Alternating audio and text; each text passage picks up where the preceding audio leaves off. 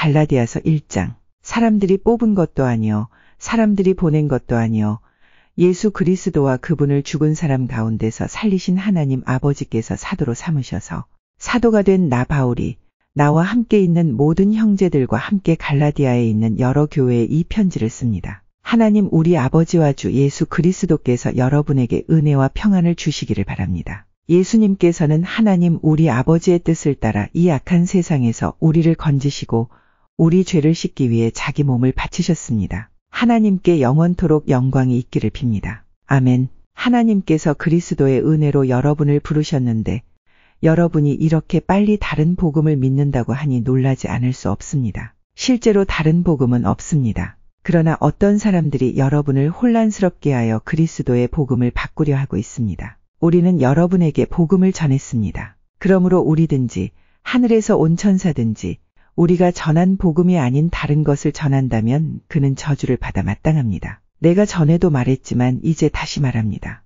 여러분이 이미 받은 복음 외에 다른 것을 전하는 사람이 있다면 그는 저주를 받아야 합니다. 내가 사람의 마음에 들게 하려는 것처럼 보입니까? 그렇지 않습니다. 나는 오직 하나님의 마음을 기쁘시게 하려는 것뿐입니다. 내가 사람을 기쁘게 하려고 한다면 나는 그리스도의 종이라고 할 수 없습니다. 형제들이여, 내가 여러분에게 전한 복음은 사람들에게서 나온 것이 아니라는 것을 알기 바랍니다. 그것은 내가 사람에게서 얻은 것도 아니고 사람에게서 배운 것도 아닙니다. 그것은 예수 그리스도께서 내게 보여주신 것입니다. 여러분은 내가 어떻게 살아왔는가를 들었을 것입니다. 나는 유대교에 속한 사람이었습니다. 나는 하나님의 교회를 몹시 박해했을 뿐 아니라 아예 없애버리려고까지 계획했습니다. 나는 나와 나이가 비슷한 다른 유대인들보다 더 열심히 유대교를 믿었습니다. 또한 그 누구보다도 조상들의 전통을 지키는데 열심이었습니다. 그러나 내가 태어나기 전부터 하나님께서는 나를 따로 세우셔서 은혜로 나를 부르셨습니다. 그래서 나에게 하나님의 아들에 관한 복음을 이방인에게 전하게 하시려고 하나님께서 그 아들을 내게 보이셨습니다. 하나님께서 나를 부르셨을 때에 나는 어떤 혈육을 통해서도 가르침이나 도움을 받지 않았습니다. 나보다 먼저 사도가 된 사람들을 만나기 위해 예루살렘으로 올라가지도 않았습니다. 오히려 나는 곧바로 아라비아로 갔다가 다마스커스로 되돌아갔습니다. 3년 뒤에 나는 베드로를 만나려고 예루살렘으로 가서 그와 보름 동안을 함께 지냈습니다. 그리고 주님의 동생 야고보 외에는 그 어떤 다른 사도도 만나지 않았습니다. 내 말이 거짓이 아니라는 것은 하나님께서 아십니다. 그 후에 나는 시리아와 길리기아 지방으로 갔습니다. 유대에 있는 그리스도의 교회들은 나를 한 번도 만나지 못했습니다. 다만 나에 대해서 한때 우리를 박해했던 이 사람이 지금은 박해하던 그 믿음을 전하고 있다는 말만 들었을 뿐입니다. 그래서 이 성도들은 나로 인해서 하나님께 찬양했습니다. 갈라디아서 2장. 14년이 지나서 나는 다시 예루살렘으로 갔습니다. 이번에는 바나바와 디도를 데리고 갔습니다. 예루살렘으로 간 것은 하나님께서 그렇게 하라고 계시하셨기 때문입니다. 나는 거기에서 교회의 지도자들을 만났습니다. 그들과 따로 만나서 내가 이방인들에게 전하는 복음을 설명해 주었습니다. 그것은 내가 전에 한 일이나 지금 하고 있는 일이 헛되지 않기를 바랐기 때문입니다. 나와 함께 있던 디도는 비록 그리스 사람이지만 나는 그에게 억지로 할례를 베풀지는 않았습니다. 우리 가운데 거짓 형제들이 몰래 들어왔기 때문에 우리는 이 문제에 대해서 이야기를 했습니다. 그들은 우리를 다시 율법의 종으로 만들고 그리스도 예수 안에서 우리가 누리는 자유를 엿보려고 정탐꾼처럼 끼어들었습니다. 그러나 우리는 그 거짓 형제들의 뜻을 조금도 따르지 않았습니다. 우리는 복음의 진리가 늘 여러분과 함께 있기를 바랐습니다. 저 귀하다고 하는 사람들도 내가 전하는 복음을 바꾸지는 못했습니다. 그들이 귀한 사람이든 아니든 그것은 중요하지 않습니다. 하나님께서는 사람을 겉으로 판단하지 않으시기 때문입니다. 오히려 그 지도자들은 하나님께서 베드로를 통해 할례를 받은 유대인들에게 복음을 전하도록 하신 것처럼 내게도 할례를 받지 않은 이방인들에게 복음을 전하는 일을 맡기셨다는 것을 알게 되었습니다. 하나님께서는 베드로에게 유대인을 위해 사도로 일할 권리를 주셨고 내게는 이방인을 위해 사도로 일할 권리를 주셨습니다. 지도자로 인정받던 야고보와 베드로와 요한은 하나님께서 내게 주신 특별한 은혜를 깨닫고 바나바와 나를 인정했습니다. 그리고 그들은 바울과 바나바여 그대들은 이방인에게 가십시오. 우리는 유대인에게 가겠습니다. 라고 말했습니다. 그들은 우리에게 한 가지 곧 가난한 사람들을 기억해 달라고 부탁했는데 그것은 사실 내가 힘써 해 오던 일입니다. 베드로가 안디옥에 왔을 때 그가 잘못한 일이 있어서 내가 그를 대면해서 나무랐습니다. 베드로가 안디옥에 와서 이방인들과 함께 먹고 있는데 야고보가 보낸 유대인들이 오자 먹는 것을 그만두고 그 자리에서 물러갔습니다. 그는 할례를 받은 유대인들을 두려워했던 것입니다.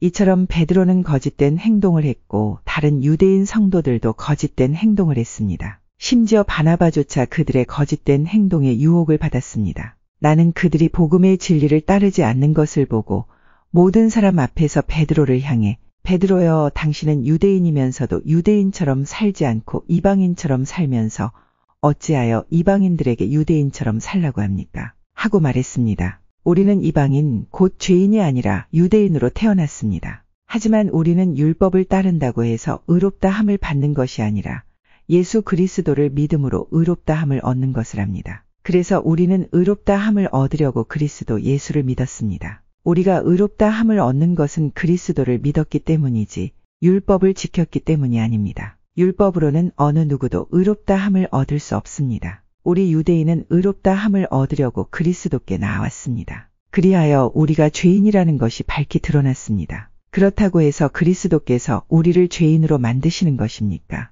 그럴 수 없습니다. 내가 이미 헐어버린 그것을 다시 가르친다면 그것은 틀림없이 내가 죄를 짓는 것입니다. 나는 율법을 위해 사는 것을 그만두었습니다. 나는 율법에 의해 죽었습니다. 내가 율법을 향해 죽은 것은 하나님을 향해 살기 위한 것입니다. 나는 그리스도와 함께 십자가에서 죽었습니다. 이제는 내가 사는 것이 아니라 내 안에 계신 그리스도께서 사시는 것입니다. 내가 지금 내 몸 안에 사는 것은 나를 사랑하셔서 나를 구하시려고 자기 몸을 바치신 하나님의 아들을 믿는 믿음으로 사는 것입니다. 나는 하나님의 은혜를 헛되게 하지 않습니다. 율법으로 의롭다 함을 얻을 수 있다면 그리스도께서도 죽지 않으셨을 것입니다. 갈라디아서 3장. 갈라디아 여러분들은 예수 그리스도께서 십자가에서 죽으셨다는 사실을 분명히 알면서도 남에게 속았으니 어리석기 이를 데 없습니다. 이 한 가지만 대답해 보십시오. 여러분은 어떻게 성령을 받았습니까? 율법을 지켜서 받았습니까?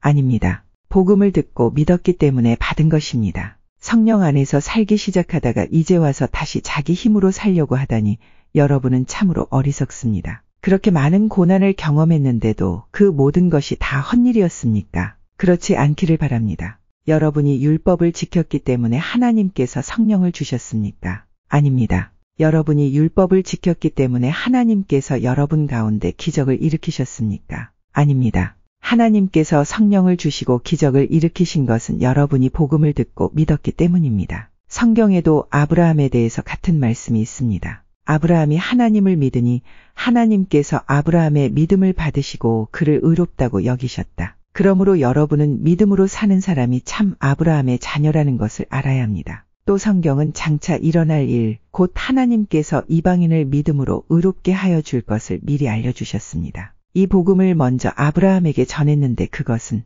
모든 민족이 너로 말미암아 복을 받을 것이다 라는 성경 말씀과 같은 것입니다. 아브라함이 이를 믿으니 그 믿음 때문에 복을 받았습니다. 누구든지 믿는 사람은 아브라함처럼 복을 받습니다. 그러나 율법을 의지하는 사람은 다 저주를 받습니다. 성경에도 이렇게 적혀 있습니다. 율법책에 적혀 있는 것을 다 지키지 않는 사람은 저주를 받는다. 율법을 통해서는 하나님으로부터 의롭다함을 얻지 못한다는 것이 분명합니다. 성경에 이렇게 적혀 있습니다. 의인은 믿음으로 말미암아 살 것이다. 율법은 믿음에서 생겨난 것이 아닙니다. 율법을 지키는 사람은 율법으로 인해 살 것이다. 라는 말씀도 있습니다. 그리스도께서는 율법이 우리에게 씌운 저주를 거두어 가셨습니다. 그리스도께서 우리를 대신해서 저주를 받으셨습니다. 성경에도 이렇게 적혀 있습니다. 나무에 달린 사람은 다 저주를 받은 것이다. 그리스도께서 그렇게 하신 것은 하나님께서 아브라함에게 약속하신 복이 이방인들에게도 미치게 하기 위함입니다. 이 복은 예수 그리스도를 통해 옵니다. 예수님은 우리로 하여금 하나님께서 약속하신 성령을 믿음으로 받게 하기 위해 죽으셨습니다. 형제들이여, 예를 들어서 말하겠습니다. 사람들 사이에서도 약속을 맺으면 아무도 그 약속을 무효로 하거나 어떤 것을 덧붙일 수 없습니다. 하나님은 아브라함과 그 자손에게 약속하셨습니다. 그런데 하나님은 여러 사람을 가리키는 말로 그 자손들이라 하시지 않고 오직 한 사람을 가리키는 말로 내 자손이라고 말씀하셨습니다. 그 한 사람이 바로 그리스도이십니다. 내 말의 뜻은 이렇습니다. 하나님께서 아브라함과 맺으신 언약을 그보다 430년 뒤에 나온 율법이 없앨 수 없다는 것입니다. 만약 우리가 받을 유업이 율법을 통해서 온다면 그것은 약속에서 나온 것이 아닙니다. 하지만 하나님께서는 약속하신 것에 따라 아브라함에게 복을 베풀어 주셨습니다. 그렇다면 율법은 무엇을 위해 있습니까? 율법을 사람에게 주신 것은 하나님께서 약속하신 아브라함의 특별한 자손이 오실 때까지 죄가 무엇인지를 밝히기 위해서입니다. 율법은 하나님께서 중보자, 중개자, 의 손을 빌어 천사들을 시켜 만든 것입니다. 그러나 중보자는 한편에만 속해 있지 않습니다. 하지만 하나님은 한 분이십니다. 그렇다면 율법은 하나님의 약속과 반대되는 것입니까? 그럴 수 없습니다. 만약 사람에게 생명을 주는 율법이 있었다면 우리는 그 율법을 지킴으로써 의롭다함을 얻었을 것입니다. 성경은 온 세상이 죄에 갇혀 있다는 것을 보여주었습니다. 이는 믿음을 통한 약속을 주시기 위한 것으로 오직 예수 그리스도를 믿는 사람들만 받을 수 있습니다. 이 믿음이 오기 전에는 우리가 율법에 갇혀 있었습니다. 하나님께서 장차 올 믿음의 길을 보여주실 때까지 우리에게는 자유가 없었습니다. 그리스도께서 오시기 전까지는 율법이 우리의 선생이었습니다. 그러나 그리스도께서 오신 뒤에는 우리가 믿음으로 인해 의롭다함을 받을 수 있게 되었습니다. 이제 믿음의 길이 나타났으므로 다시는 우리가 율법에 갇혀 있을 수 없습니다. 여러분은 그리스도 예수를 믿는 믿음을 통해 하나님의 자녀가 되었습니다. 여러분은 모두 세례를 받아 그리스도와 연합하였으며 그리스도로 옷을 삼아 입었습니다. 그리스도 안에서는 유대인이나 그리스인이나 종이나 자유인이나 남자나 여자나 차별이 없습니다. 여러분은 그리스도 예수 안에서 모두 하나입니다. 여러분은 그리스도에게 속한 사람입니다. 그러므로 여러분은 아브라함의 자손입니다. 하나님께서 아브라함에게 하신 약속대로 여러분은 하나님께서 주시는 모든 복을 받습니다. 갈라디아서 4장. 내가 또 이 말을 하려고 합니다. 아버지의 재산을 물려받을 사람이 아니라면 그가 모든 것의 주인이라 하더라도 종과 다를 것이 없습니다. 어른이 되기 전까지는 그를 돌봐줄 사람의 말을 따라야 합니다. 그러나 그 아버지가 정한 때가 이르면 자유인이 됩니다. 이와 마찬가지로 우리도 전에는 어린아이와 같았습니다. 우리는 이 세상의 헛된 가르침 아래에서 종노릇을 했습니다. 그러나 정한 때가 이르자 하나님께서 자기 아들을 보내셨습니다. 그 아들은 여자에게서 났고 율법 아래에서 살았습니다. 그것은 율법 아래에 있는 사람들을 구원하셔서 그들을 자기 자녀로 삼으시기 위해서입니다. 여러분은 하나님의 자녀입니다. 그래서 하나님께서 그 아들의 영을 여러분 마음에 보내주셔서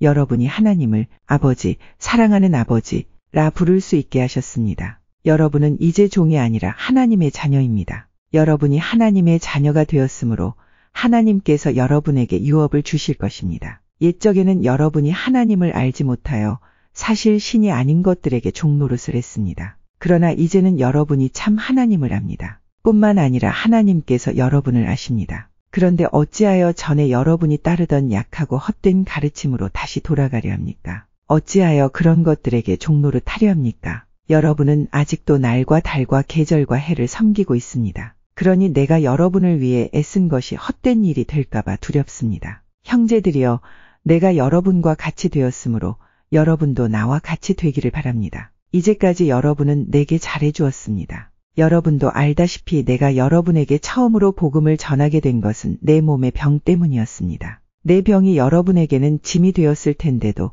여러분은 나를 미워하거나 저버리지 않고 하나님의 천사나 예수 그리스도처럼 맞아주었습니다. 그때에는 여러분에게 기쁨이 가득하더니 지금은 그 기쁨이 어디로 갔습니까? 지금 기억하기로 그때에는 여러분이 할 수만 있다면 여러분의 눈이라도 빼어줄 정도였습니다. 그런데 내가 이제는 진리를 말함으로 여러분과 원수가 되었습니까? 그 사람들이 열심히 여러분을 설득하는 것은 여러분을 위해서가 아니라 우리를 배반하고 그들만을 따르도록 하려는 것입니다. 사람들이 좋은 뜻으로 여러분에게 관심을 보인다면 그것은 내가 여러분을 떠나 있을 때나 여러분과 함께 있을 때나 마찬가지로 좋은 일입니다. 내 자녀들이여, 여러분이 참으로 그리스도와 같이 되기까지 나는 여러분을 위해 다시 아기를 낳는 어머니의 고통을 느낍니다. 내가 지금이라도 여러분을 만나 내 말투를 바꾸었으면 좋겠습니다. 여러분 일에 대해 어떻게 해야 좋을지 모르겠습니다. 여러분 가운데는 모세의 율법 아래에 있으려는 사람이 있습니다.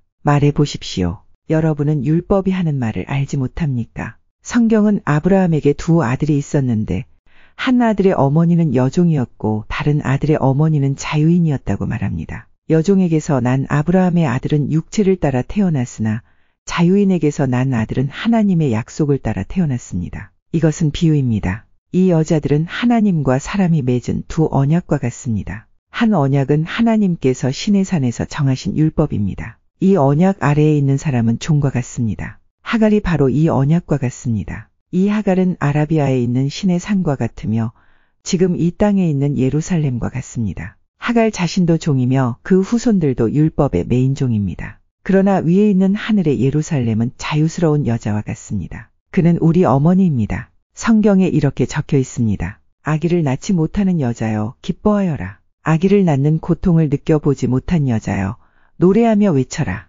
남편이 있는 여자보다 내 자녀가 더 많을 것이다. 형제들이여 여러분은 이삭과 같이 하나님의 약속을 따라 태어난 하나님의 자녀입니다. 사람의 방법으로 태어난 아들이 성령의 방법으로 태어난 아들을 괴롭혔듯이 지금도 그러합니다. 그러나 성경이 무엇을 말합니까? 여종과 그 아들을 내어 쫓아라. 자유인의 아들은 아버지의 것을 다 물려받으나 여종의 아들은 아무것도 받지 못할 것이다. 그러므로 형제들이여 우리는 여종의 자녀가 아니라 자유한 여자의 자녀입니다. 갈라디아서 5장. 그리스도께서 우리를 해방시켜서 우리는 자유롭게 되었습니다. 그러므로 굳게 서서 다시는 율법의 종이 되지 마십시오. 나 바울의 말을 들어보십시오. 여러분이 할례를 받고 율법으로 돌아간다면 그리스도는 여러분에게 아무런 도움이 되지 못합니다. 내가 다시 모든 사람에게 경고합니다. 여러분이 만약 할례를 받는다면 여러분은 율법 전체를 지켜야 합니다. 여러분이 율법을 지켜서 의롭다 함을 얻으려 한다면 여러분은 그리스도에게서 끊어지고 하나님의 은혜에서 멀어지게 됩니다. 그러나 우리는 성령의 도우심을 받아 믿음으로 의롭다 여김을 받는 이 소망을 간절히 기다립니다. 우리가 그리스도 예수 안에 있다면 할례를 받았느냐 받지 않았느냐는 중요하지 않습니다. 중요한 것은 사랑으로 말미암아 나타나는 믿음뿐입니다. 여러분은 지금까지 잘 달려왔습니다. 그런데 누가 여러분을 막아 진리를 따르지 못하게 합니까? 그런 유혹은 여러분을 부르신 분에게서 나오지 않았습니다. 조심하십시오. 적은 누르기 반중 모두를 부풀게 합니다. 그러나 나는 여러분이 그런 다른 생각들을 따르지 않을 줄로 믿습니다. 누구든지 여러분을 혼란하게 하는 사람은 심판을 받을 것입니다. 형제들이여 나는 할례를 받아야 한다고 가르치지 않습니다. 내가 할례를 가르친다면 어째서 아직도 박해를 받겠습니까? 내가 지금까지 할례를 가르쳤다면 십자가를 전하는 어려움도 사라졌을 것입니다. 여러분을 어지럽히는 사람들은 차라리 스스로 고자가 되어버리는 것이 좋겠습니다. 형제들이여 하나님께서 여러분을 부르셔서 자유인이 되게 하셨습니다. 그러나 그 자유를 육체의 욕망을 채우는 기회로 삼지 말고 사랑으로 서로 섬기십시오. 모든 율법은 내 이웃을 내 몸과 같이 사랑하여라 하신 한 계명 속에 다 들어 있습니다. 여러분이 서로 해치고 헐뜯는다면 양쪽 다 멸망할 테니 조심하십시오. 그러므로 내가 말합니다. 성령을 따라 사십시오. 그러면 육체와 욕망을 따라 살지 않게 될 것입니다. 육체의 욕망은 성령을 거스르고 성령이 바라시는 것은 육체의 욕망을 거스릅니다. 이 둘은 서로 반대되는 것이므로 여러분의 욕망대로 살 수 없게 합니다. 성령께서 이끄시는 대로 살면 여러분은 율법 아래에 있지 않게 됩니다. 육체가 하는 일은 분명합니다. 곧 음행과 더러움과 음란과 우상 섬기기와 마술과 미움과 다툼과 질투와 화내기와 이기심과 편 가르기와 분열과 시기와 술 취하기와 흥청거리는 잔치와 같은 것들입니다. 전에도 경고했지만 이제 다시 경고합니다. 이런 일을 하는 사람은 하나님의 나라에 들어가지 못합니다. 그러나 성령의 열매는 사랑과 기쁨과 평화와 오래 참음과 자비와 착함과 성실과 온유와 절제입니다. 이런 것들을 금지할 율법이 없습니다. 그리스도 예수께 속한 사람은 자기 육체를 정욕과 욕망과 함께 십자가에 못 박았습니다. 우리가 성령으로 새 생명을 얻었으므로 성령을 따라 살아야 합니다. 그리고 교만하지 말고 서로 다투거나 시기하지 말아야 합니다. 갈라디아서 6장. 형제들이여 여러분 가운데서 누구든지 죄 지은 사람이 있거든 신령함을 지닌 여러분이 온유한 마음으로 그를 바로 잡아야 합니다. 그러나 여러분도 유혹에 빠지지 않도록 조심하십시오. 여러분은 서로 다른 사람의 짐을 들어주십시오. 그것이 그리스도의 법을 이루는 길입니다. 아무것도 아닌 사람이 무엇이나 된 것처럼 행동한다면 그것은 자기를 속이는 일입니다. 자기를 다른 사람과 비교하지 마십시오. 사람은 저마다 자기 일을 살펴야 합니다.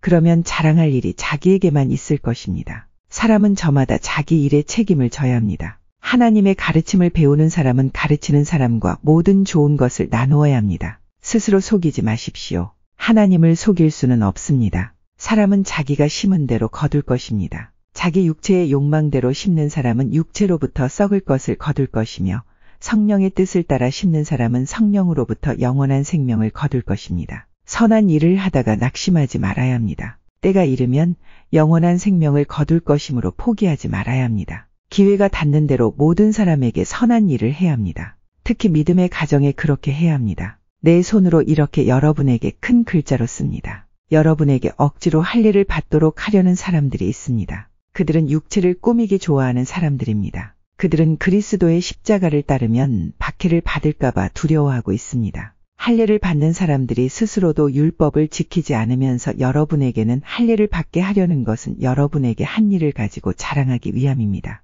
그러나 내게는 우리 주 예수 그리스도의 십자가 말고는 아무것도 자랑할 것이 없습니다. 그리스도의 십자기를 통해 세상은 나에 대해서 죽었고 나는 세상에 대해서 죽었습니다. 할례를 받느냐 받지 않느냐 하는 것이 중요한 것이 아닙니다. 중요한 것은 하나님의 새로운 백성이 되는 것입니다. 이 규칙을 따르는 사람, 곧 하나님의 모든 백성에게 평화와 자비가 있기를 바랍니다. 그러므로 이제부터는 나를 괴롭히지 마십시오. 내 몸에는 그리스도 예수의 흔적이 있습니다. 형제들이여, 우리 주 예수 그리스도의 은혜가 여러분의 심령에 있기를 빕니다. 아멘.